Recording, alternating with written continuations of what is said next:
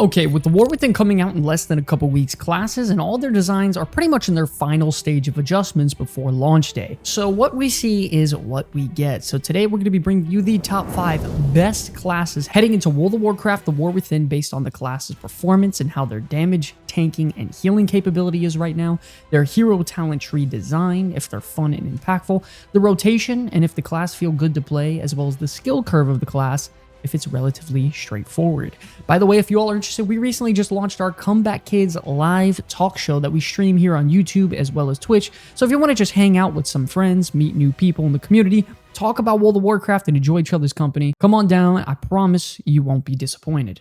Starting off with our first class, we have an absolute banger with the Death Knight. I think everybody saw this one coming because the Death Knight and all 3 of their specs have been absolutely filthy so far throughout the War Within beta, whether it be spreading all your diseases and chunking enemies down with your AoE vampiric strikes with Unholy Death Knight, dealing massive obliterates and frost strikes to deal explosive frost damage with Frost DK, or crucial crowd control and defensive capabilities, gripping enemies in constantly with Blood Death Knight. When it comes to a performance level, all 3 Death Knight specs are doing amazing. You have your battle res to revive allies in combat, your anti-magic zone to keep allies alive in raid, your fantastic crowd control abilities.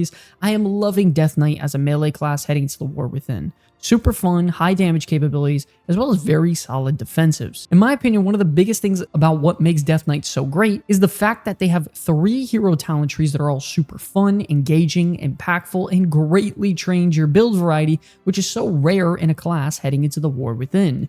You have the Riders of the Apocalypse talent tree that summons the Army of the Dead to help you in combat, where each of your riders individually cast separate abilities to deal damage or bring more utility. You have the Sand Lane hero talent tree where you tap into your inner vampire and use vampiric strikes to greatly enhance yourself in combat with improved haste, as well as dealing nice AoE damage to targets during your cooldown windows. Then finally, you have the Deathbringer hero talent tree, which I will admit did get nerfed multiple times, but that doesn't change the fact that it isn't good in the right hands. If you use it properly, you can end up taking out your giant scythe to slash enemies multiple times in a row, back to back to back, and just deal massive damage, which is probably the primary reason why it keeps getting nerfed over and over. I'm going to be honest, I think at this point, all 3 specs for DK are so close in power and neck that they're all just about equal. I think Frost DK, whether it be, your AoE Obliterate and Frost Strike build, or the typical, Breath of Sindragosa is dealing nice consistent damage. You have the Unholy DK that deals, of course, very high damage with both Riders of the Apocalypse and the Sand Lane hero talent tree. And then you have the Blood Death Knight that is very strong, with their self-sustain, their Death Strike. You have all your crowd control abilities like Gorfiend's Grasp, Abomination Limb. So, you can just group up a bunch of mobs together for your DPS and just one-shot them all. Listen, top to bottom, Death Knight is performing very well, and I am loving this class. The class thematically is very fun. The DPS is there for Unholy and Frost. All 3 hero talent trees are impactful. They change up your gameplay, your rotations a little bit, also being very visually appealing. I mean, what is there not to like about Death Knight so far heading into the new expansion? Moving on next, we do have the King of Arcane, the Mage. Now, of course, right now, Mage is another sure hit heading into the new expansion, whether it be, bringing nuclear explosive damage with Living Bomb and Combustion with Fire, dealing oppressive, arcanic, impactful damage nonstop with Arcane, or chilling enemies to their core with Nuclear Comet Storms and Glacial Spikes with Frost Mage. All 3 of these specs are very high tier when it comes to DPS. They bring extra utility, control, grouping potential heading into the new expansion. You got your Time Warp, you got food for your party, you got portals, wide variety of gameplay and builds. I mean, we haven't even gotten to my favorite part, and that actually is the hero talents. You're going to notice that on this list in this video, almost every class has 3 sets of banger hero talents, and it continues that way. With the Mage, you have your Sun Fury talent tree that numbers-wise is the weakest of the 3 technically, but it's awesome when it comes to visuals. You summon your Arcane Phoenix to assist you in battle to shoot out non-stop Pyroblasts and Arcane Magic, as well as shoot down meteors to deal explosive damage in combat as well, which is so much fun. You have the Frostfire hero talent tree that is all about combining, the best of both worlds of frost and fire to deal explosive damage with comet storms, meteors, living bombs, and occasionally you get a proc to shoot out your instant Frostfire bolt, which just does a ton of AoE damage to targets, and it's so satisfying. Not only that, you have your Spellslinger hero talent tree, which is almost entirely passive, but throughout your rotation, you're constantly shooting out arcane splinters that deals damage to enemies while looking visually appealing and not impeding on your rotation. When it comes to all 3 specs for Mage, all of them are really good in their own ways, but typically they're all very strong. I personally love Fire Mage in Mythic Plus, dealing those, explosive Frostfire bolts and all those living bomb explosions going off. It's just so much fun. You have Arcane Mage, pretty much known as the best overall range DPS spec in the game right now, tossing out those Arcane Barrages and Arcane Orbs like every other GCD, with the spec and talent tree overhaul, making the class feel just so good and just like butter nowadays compared to what it used to be. And then you have Frost Mage, which is tossing out, those really, really chunky glacial spikes that are AoE, the heavy hitting combat storms, non-stop ice lances, and just dealing so much AoE split damage. Very, very well performing. I honestly can't believe how much Blizzard loves this class over like every other class that desperately needs help, like Druid. Nearly every patch, there are just some major buffs or updates to the Mage class overall. All three specs are, vary in gameplay drastically. They all three have their themes and visuals that are vastly different. You have three very well-performing hero talent trees that are all impactful and look great. I mean, there is no reason that if you prefer range DPS and a caster at that Mage shouldn't be number 1 or at least 2 on your list when it comes to a main heading into the new expansion. Moving on to our next brute of a class, shockingly, we have the Warrior. It's so great for those players that are looking for a straightforward melee DPS or tank. This class is simple, it has very little responsibilities, but my god, whatever this class actually is responsible for, it does very well. Protection Warrior right now is easily one of the beefiest classes in the game, constantly taking in damage at a consistent level and not being like very spiky when it comes to taking damage, which is really, really easy for your healers. Arms Warrior having one of the most simple rotations in the game while dealing very massive AoE damage, and then Fury Warrior being super fast paced with one of the highest burst windows of damage I've seen throughout the War Within beta, hitting like 2, 3, 4 million DPS. I am loving Warrior right now. You have what feels like an army of offensive cooldowns at your disposal to like macro together into one window, insane burst damage, fantastic tanking capabilities, and so much more. When it comes to their hero talents, I really love the Colossus hero talent tree for arms, as it just fits the class so well. Adding a nuclear button like Demolish to pair into your offensive cooldowns and chunky cleaves amplified by your, overpowered. It's such a nice 1-2 punch. You have the Slayer hero talent tree for Fury Warrior, which I'm not gonna lie is almost entirely passive, but good god does it amplify your damage by like double. It improves your Bloodthirst ability, your Blade Storm, your Execute, and it just makes you hit so hard when you combine all of your cooldowns together, and it's just so satisfying, man. Then when it comes to the Mountain Thane hero talent tree for protection, it brings you, some consistent AoE damage with your new and improved Thunderclap ability and crucial avatar cooldown reduction, making you constantly in the avatar state, which is important for survivability and extra damage also. Listen, all three hero talent trees are perfect for each spec individually, and are super fun and engaging. So when it comes to the Warrior, I gotta tell you, I think all three specs are about neck and neck in terms of viability. Protection after the recent tank changes stayed relatively the same, as their self-healing was never really the highest in the game, and it was really all about, high damage mitigation consistently, and overall, the Protection Warrior is doing really, really good right now compared to some of the other classes like Prot Pally and Brewmaster Monk. Arms Warrior and Fury Warrior are about neck and neck in terms of damage when it comes to Mythic Plus and rating. They have two sets of hero talent trees that are very fun. My favorite part about the Warrior, once again, has to be the fact that you pop all of your offensive cooldowns at once. You have like 3 or 4 of them, and you just see your damage numbers skyrocket to the top of the meters, and it is easily one of the most satisfying things in the War Within so far.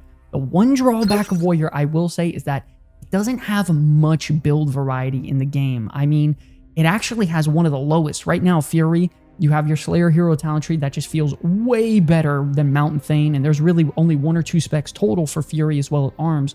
But when it comes to Warrior, you don't really have many options when it comes to flexibility. What you see is kind of what you get, and that's not really a bad thing. It just depends on who you ask.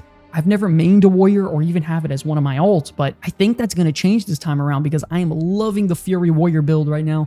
It is so much fun, so much nuclear damage, tons of offensive cooldowns, 3 hero talent trees that are fun for each spec individually, and, with 3 specs that are both performing well in their own right, super fun to play right now. I love Warrior as a chunky bruiser, melee DPS, or tank. Moving on, next up, we have the Master of Darkness, the Warlock, and boy oh boy has this class seen some major improvements heading into the new expansion. We're talking about a DPS class that has 3 very fun DPS specs that all vary drastically in build variety, visual themes, hero talent tree, theory crafting.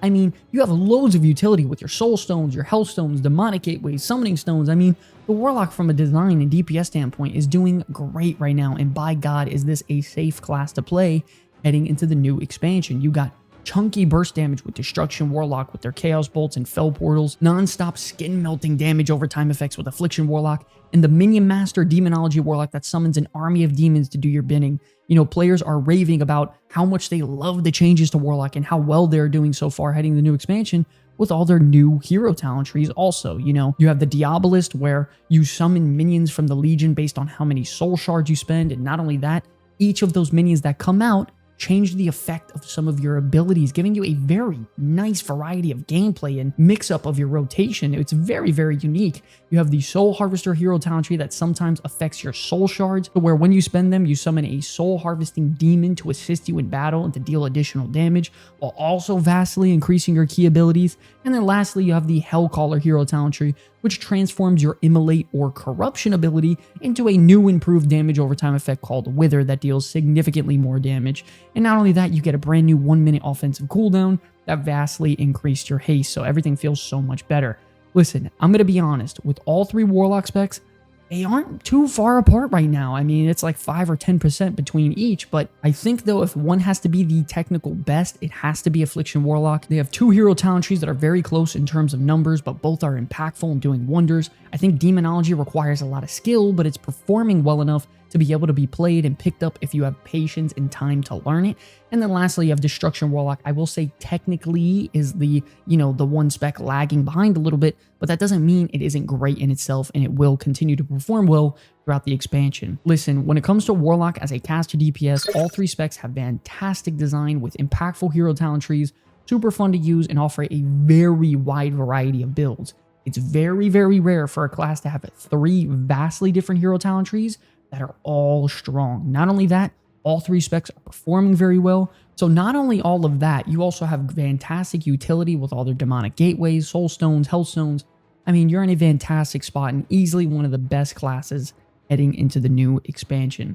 Now, when talking about the best classes in the War Within, you didn't seriously think we're going to continue without mentioning the Evoker, did you? I mean, this class not only has easily one of the best healers in the game with Preservation, but overall, they have the best DPS/support class in the game with Augmentation, which can easily find a group in any form of content simply because it's hands down the most impactful class in the game. You buff your allies for more damage, your tank with more survivability, and healer with more mana regeneration. Of course, we know that these 2 classes are great, but don't sleep on Devastation Evoker either, because this class easily has some of the highest burst damage in the game, pairing Tip the Scales with Dragon Rage, Fire Breath, Eternity Surge, your Deep Breath combo. I mean, the damage is absolutely there for Devastation, it just needs to be a little bit more consistent. When it comes to their hero talent tree, surprisingly, when a class has probably, you know, the best healer with Preservation as well as the best overall DPS in the game with Augmentation, they also have some of the best hero talent tree designs in the game as well, which is so shocking.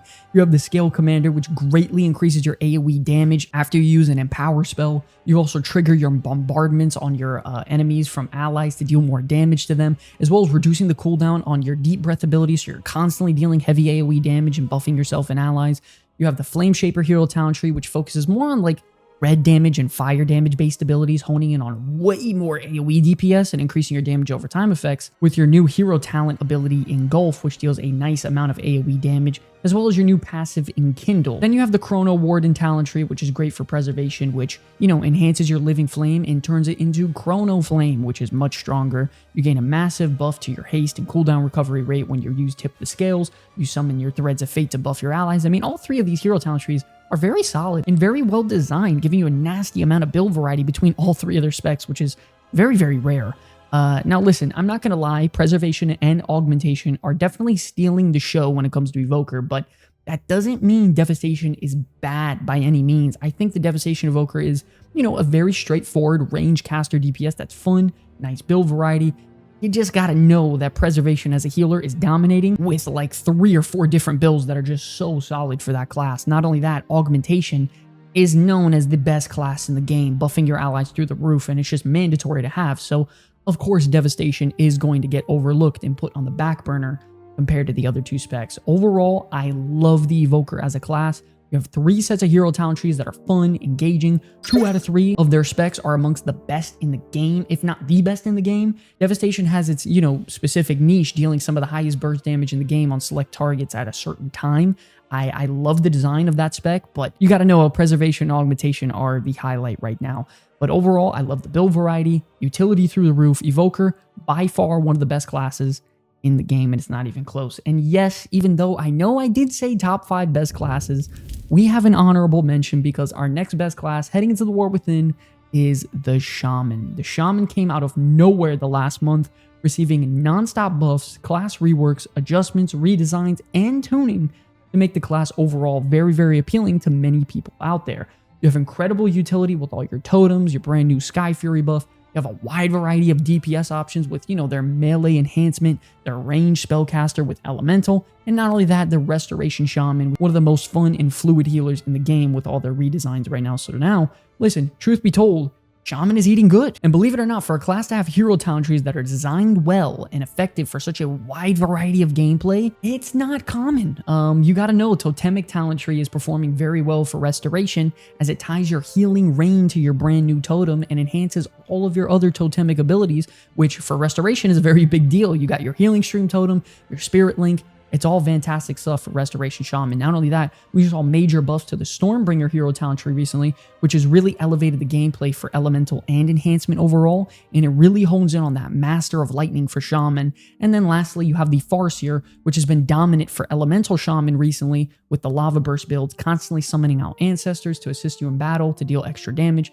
Listen, I love the designs for all 3 of their hero talent trees. They're very cool thematically, but you gotta know they may not be like the best ever in the game. They may not be fantastic for every single spec for Shaman, but they are at least usable and playable to where the builds that are there have options and they have some build variety. And because of that, it is a very nice choice in terms of hero talents when it comes to a class as a whole. I really like all 3 of them. When it comes to all 3 of their Shaman specs individually, you gotta know right now, all of them are eating very good, as a ranged DPS elemental shot up to pretty much near the top in terms of damage, and you pair that with their massive utility, the spec is performing very well. While yes, the enhancement Shaman rotation is super bloated and full of like way too many buttons, whether you like it or not, the damage is working right now. Both their hero talent trees are performing nearly neck and neck with Totemic and Stormbringer. And then lastly, you have the Restoration Shaman, which I guess technically is slightly lagging behind the other 2 specs, but that's only because Enhancement Elemental are doing so well right now,